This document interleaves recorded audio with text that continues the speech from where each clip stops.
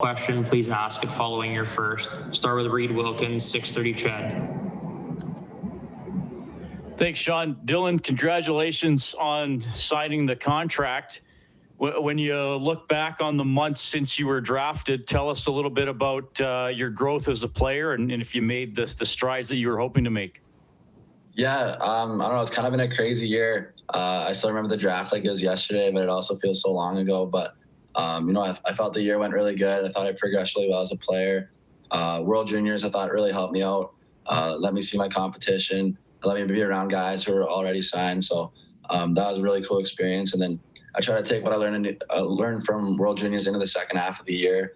And that's when I thought I was improving a lot. And the game kind of, I was a little more comfortable on the ice with the pace at the NCAA level. So I thought that helped a lot. And I think I just carried that momentum throughout the second half of the season.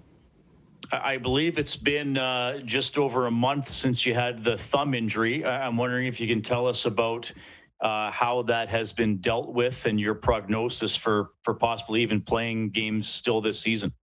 Yeah, so it happened in the Big Ten tournament against Penn State. So it's kind of been, it happened a while ago, but yeah, it's not 100% right yet. My plan for right now is to stay in Madison just so I can do therapy on it and still work out as much as I can and skate. Yeah, I think I don't know, the estimated time is about 4 weeks now until I'd be able to play again. So we just got to play it by ear though, like see how it feels.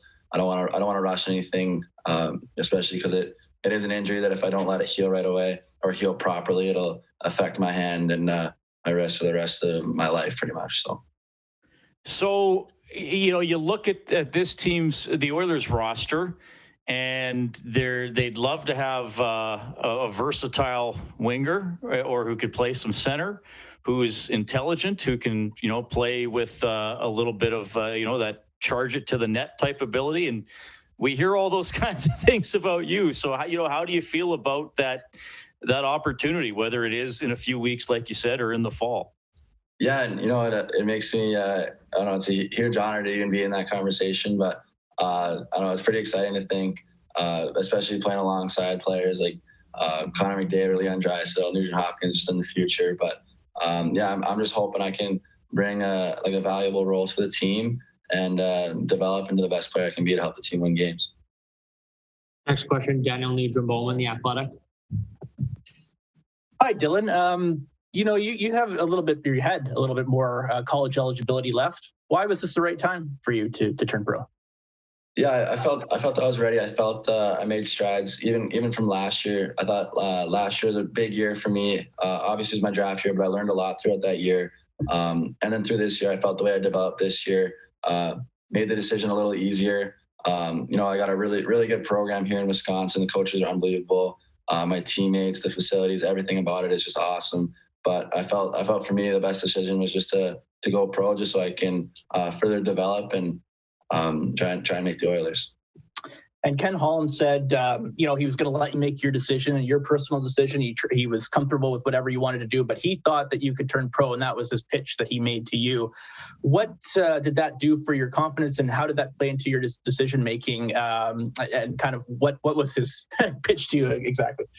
Yeah, well, obviously, when you're talking to the GM and he tells you he thinks you're ready to go pro, it's it makes you feel pretty good. But I don't know, I was taking it all in. I know there wasn't really a bad decision, but I felt, especially after talking to him, I felt more confident making my decision. So I was really happy. I'm obviously really happy with my decision to go pro, and couldn't be more happy to be part of the Oilers organization.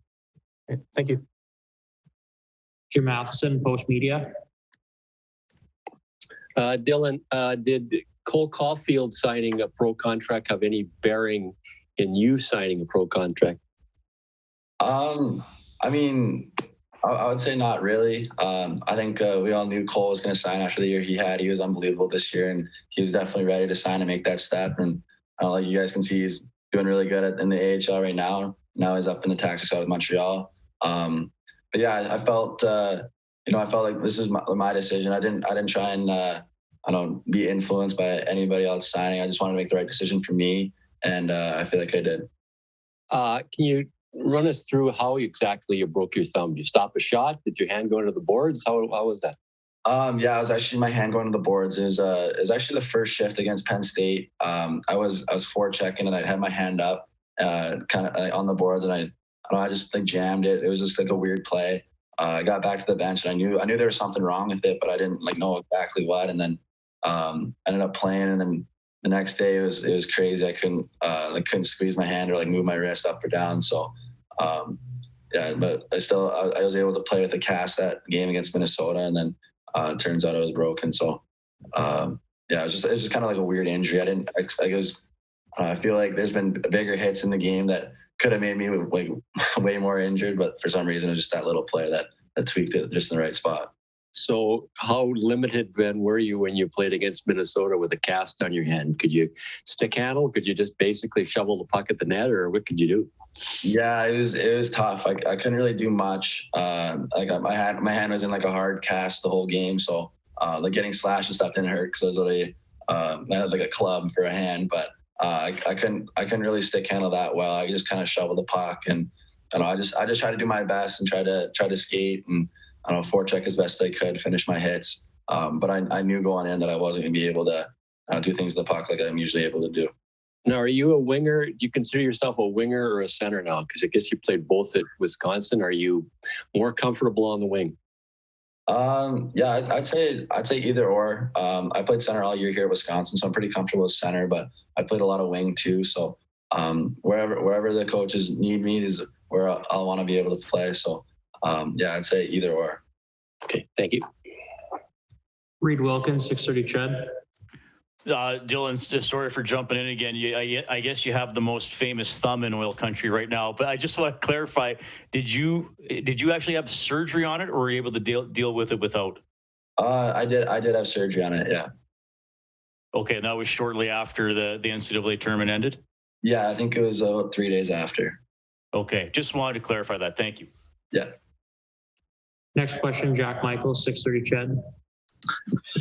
Dylan, was it an easy decision? And the reason I ask is I just happen to know quite a few people who went to Wisconsin, and Madison can kind of be a black hole in a good way. I mean, people just love it. And I'm just wondering whether it was a relatively easy decision to turn pro, or was there some things about that campus atmosphere that made it a little tougher than it might have been at another school? Yeah, well, like you said, Madison's a pretty special place. I built a bunch of really good relationships here with my teammates, my coaches, and it does kind of feel like home. But like signing an NHL contract has been a dream of mine since I was a kid. So I was really excited to do that, and it sucks to have to leave this all behind. But I'll definitely come back and visit. Maybe come back in the summer and visit my teammates. So yeah, so the relationships and stuff won't ever go away, but. Yeah, but I am excited for my opportunity, and it's been a dream of mine since I was a kid. So, well, and I wanted to kind of follow up on what you just said there, and that is, I'm always curious at what age a kid starts thinking, you know what, this is not just like a pipe dream. I might have a real shot here. Do you remember a year, whether it be in Pee Wee or Bantam, where you thought, you know what, this isn't just me being a little kid hoping to make the NHL. This is realistic. Yeah, to be honest, I don't remember a year. I know from a very young age, I knew what I wanted to do.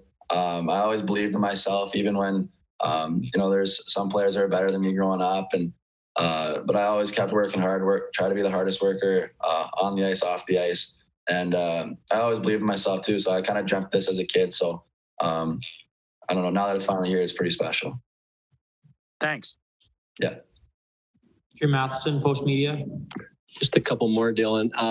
Did your parents have any say? And sometimes parents want their kids to stay in college, not drop out. Did they have anything to say to you about, you know what, you said you were going to go there for, I guess, 4 years, or you're leaving after 2. Did they have any impetus in your decision?